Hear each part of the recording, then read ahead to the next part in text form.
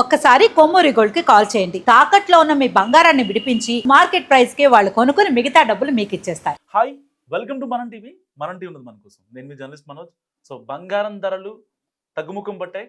మళ్ళీ అనుకోకుండా ఒక్కసారిగా కొంచెం ధరలు పెరగడం మనందరం అబ్జర్వ్ చేస్తున్న పరిస్థితి. సో ఇలాంటి టైంలో బంగారం పైన ఇన్వెస్ట్ చేయొచ్చా మాట్లాడదాం. మనతో పాటు జూమ్ కాల్లో యాడ్ అయ్యారు ప్రముఖ బిజినెస్ అనలిస్ట్ ప్రశాంత్ గారు. నమస్కారం సార్. నమస్తే అండి. సార్ ఏంటి సార్, అసలు బంగారం ధర పెరిగినట్టే పెరుగుతుంది. మళ్ళీ అంటే ఇది కొనే వాళ్ళలో ఒక అభద్రత భావం. కొనాలా వద్దా, 4 రోజులు అయితే ఇంకా రేటు తగ్గుద్దా పెరుగుద్దా, ఏంటి అసలు? డెఫినెట్ గా మనం చాలా అనాలిసిస్ చేసాము మనం టీవీ ద్వారా.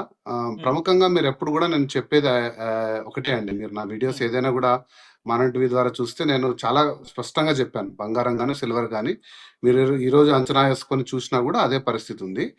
ఎప్పుడు బంగారము అండ్ సిల్వర్ ని కూడా ఒక లాంగ్ టర్మ్ ఇన్వెస్ట్మెంట్స్ గా చూడండి. ఫస్ట్ ఎప్పుడైనా సరే మీకు 2025లో అత్యధికంగా బంగారు 75% రిటర్న్, సిల్వర్ ఏకంగా 150% రిటర్న్ ఇచ్చింది. అటువంటి బంగారు 1 year హొరైజాన్ లో అంత పెద్ద రిటర్న్ అసలు మీరు ఏ మార్కెట్ లో కూడా తీయలేరు. అటువంటిది 2026 మొదలుకొని జనవరి 1 జనవరి 31 వరకు చాలా హెచ్చు తగ్గులు, అంటే ఫ్లక్చుయేషన్స్కి వెళ్ళిపోయింది. హైలీ వొలటైల్ అంటారు మార్కెట్ పరిభాషలో. వొలటైల్ గా అంటే వెండి కాస్త 4,30,000 వరకు వెళ్ళి 2,80,000, 60,000, 70,000 వరకు కూడా కిందికి వచ్చి ఈరోజు మనం మాట్లాడుతున్న సమయానికి 3,20,000 ఉంది. ఆ బంగారు కూడా దాదాపుగా 1.70, 1.80 అంటే ఒక దశలో దాదాపుగా $5,500 పర్ ఔన్స్ అంటే 28.5 grams. ఇది గ్లోబల్ ప్రైస్ ఉండి అది కాస్త 4,600, 700 వచ్చి మనం మాట్లాడుతున్న టైంకి $5,000, $1,62,000 అనుకుంటాను ఈరోజు 24 క్యారెట్ గోల్డ్. సో ఈ ఫ్లక్చువేషన్స్ ని మనం ఒక వారం పరిధిలో, ఒక 2 రోజుల పరిధిలో, ఒక రోజు పరిధిలో మనం చూస్తుంటే మీరు అంటున్న మాట ఖచ్చితంగా అసలు ఇది అభద్రతా భావము, ఇది పెరుగుతుందా ఉంటుందా పోతుందా అని నేను చాలా సార్లు స్పష్టంగా చెప్పాను. బంగారు అనేది బబుల్ కాదండి. బంగారు అనేది ఒక 3,000 సంవత్సరాలుగా ఒక వెల్త్. ఓకే, బంగారు అనేది చాలా దేశాలకు, మీకంటే కూడా ఎక్కువ పెద్ద పెద్ద ఇన్వెస్టర్లకు, దేశాలకే ఒక భద్రత అండి. ఒక మన దేశం ఏదైనా కూడా అత్యవసర నిధుల కింద దాచుకోవాలంటే మనమే కాదు, అది ఒక అమెరికా కానీ, ఓకే, 8,000 టన్నుల బంగారం అమెరికా దాచింది, 800 టన్నుల బంగారం ఇండియా దాచుకుంది. ఎందుకు? అత్యవసర పరిస్థితి వచ్చినప్పుడు, యుద్ధాలు వచ్చినప్పుడు, ఇన్ఫ్లేషన్ పెరిగిపోయి, కరెన్సీ వాల్యూ పడిపోయి, ఎన్నో ఆర్థిక అనిశ్చితి వచ్చినప్పుడు, దేశాల మధ్య సంబంధాలు దెబ్బతిన్నప్పుడు ఒక కరెన్సీగా వాడుకునే సాధనం బంగారు. సో అమాంతంగా బంగారు పడిపోయేది హిస్టరీలో లేదండి. కరెక్షన్స్ జరుగుతుంటాయి స్లో, కానీ స్థిరంగా మీరు చూసుకుంటే బంగారు పెరుగుతూ పోయింది.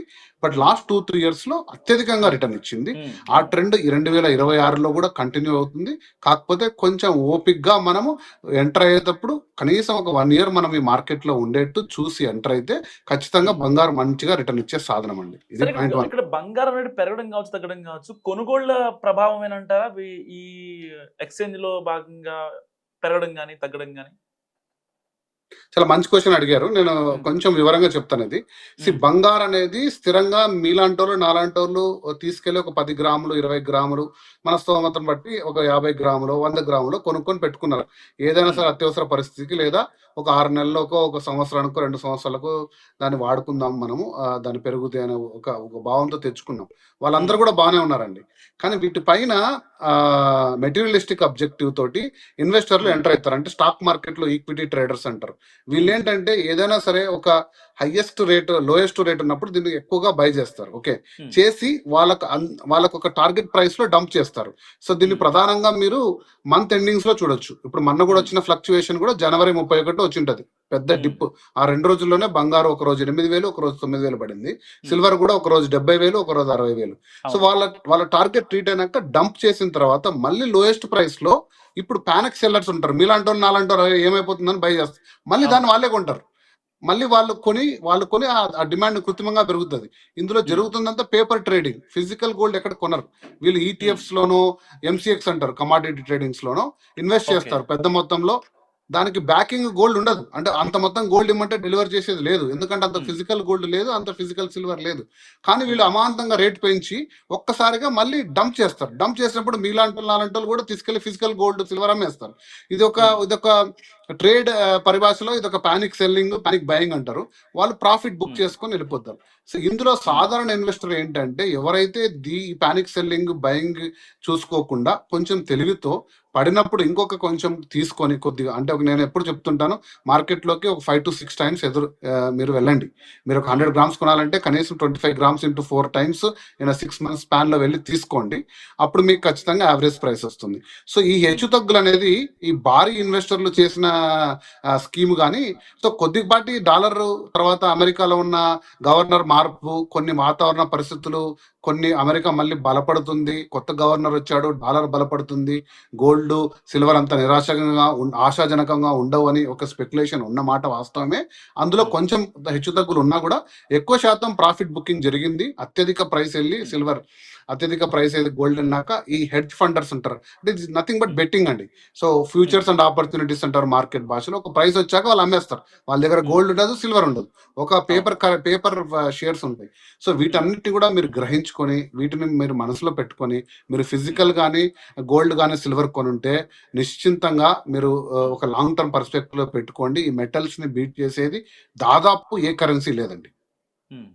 సో అంటే ఒక సామాన్యులకి బంగారం అంటే దాని మీద ఇన్వెస్ట్ చేయాలని కాదు. సామాన్యులు మా పిల్ల పెళ్ళి ఉందనో లేకపోతే పిల్లాడి పెళ్ళి ఉందనో కొంచెం బంగారం కొనుక్కోవాలని కోరుకుంటారు. సో అలాంటి వాళ్ళు ఈ టైంలో కొనుక్కోవడం బెటర్ అంటారా, కొంచెం ఆగి చేసుకుంటే బెటర్ అంటారా? సో డెఫినెట్ గా ఇది మొన్ననే మనం టీవీ ద్వారా చెప్పినప్పుడు నేను చెప్పాను, ఆ రోజు 1,50,000 కింద బంగారం వచ్చినప్పుడు వెళ్ళి అర్జెంట్ కొనుక్కోండి. మళ్ళీ ఈ ప్రైస్ రావడం చాలా కష్టం. ఎందుకంటే బంగారు కానీ అది వెండి కానీ ఎటువంటి మెటల్ అయినా సరే ఒక కరెక్షన్ అవుతుంది ఒక స్టేజ్ లో. అంటే భారీగా పెరిగినప్పుడు ఒక కరెక్షన్ స్టేజ్ వస్తుంది.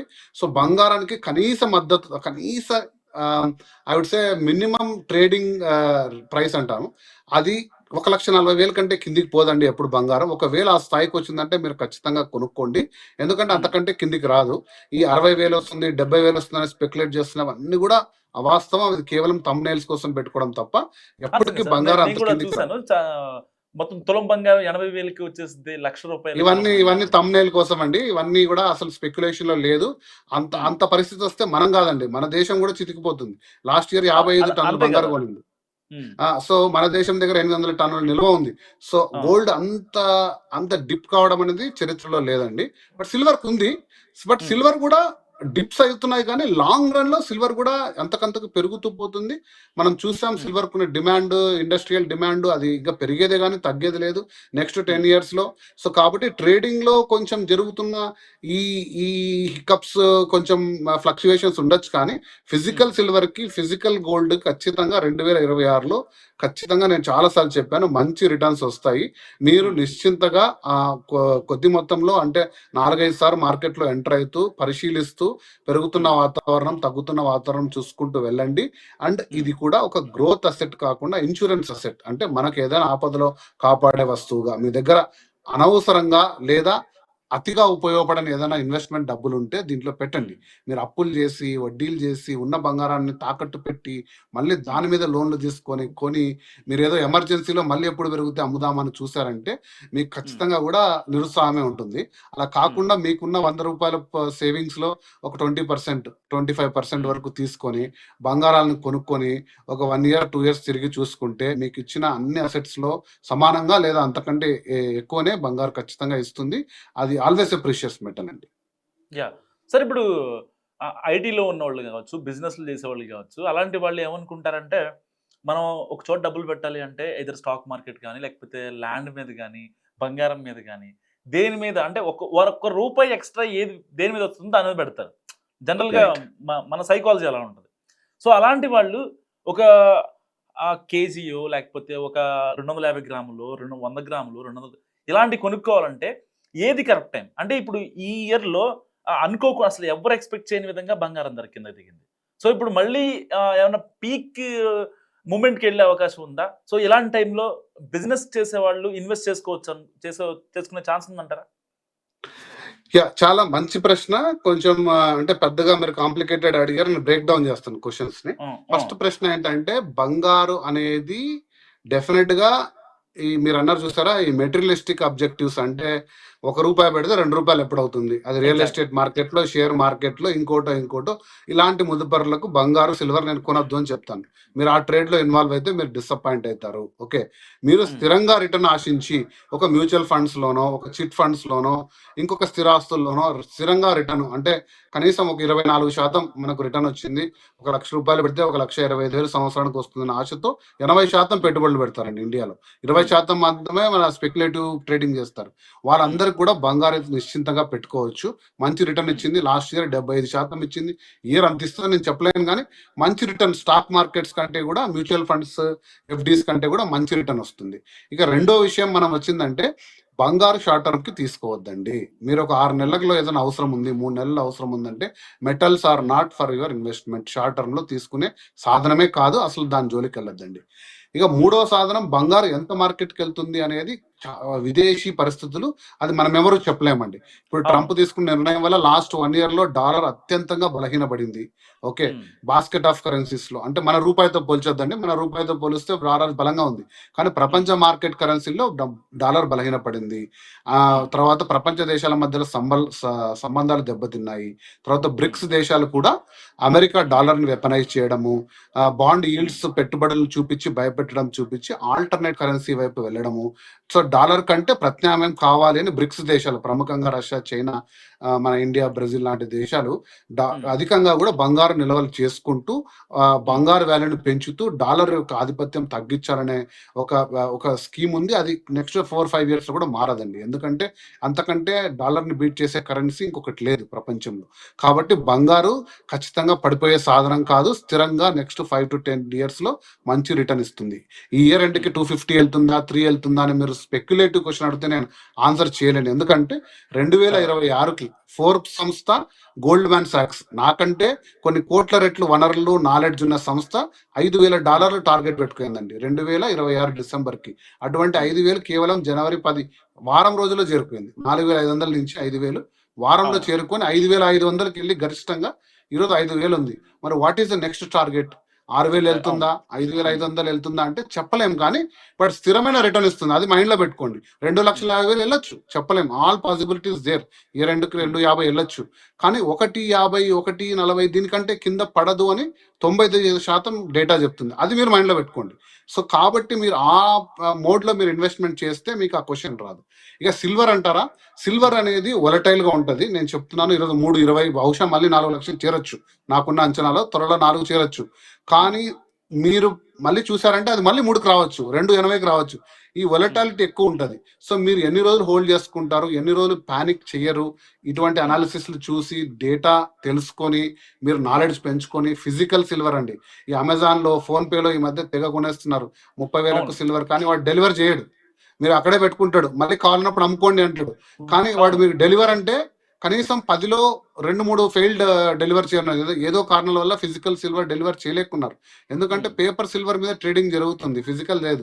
కాబట్టి ఫిజికల్ ని కొంచెం నమ్మండి. ఇప్పుడున్న పరిస్థితుల్లో ఈటీఎఫ్లు, తర్వాత ఈ పేపర్ సిల్వర్ ని వీటికంటే కూడా ఫిజికల్ సిల్వర్ ని నమ్మి హోల్డ్ చేసుకోండి. అది కూడా స్థిరంగా రిటర్న్ ఇచ్చే అవకాశం ఉంది. Yeah, thank you sir. Thank you అండి. సో ఇది ప్రశాంత్ గారి అనాలిసిస్. మీరేమనుకుంటున్నారో మస్తుగా కామెంట్ చేయండి. చూస్తున్నాండి మనం టీవీ.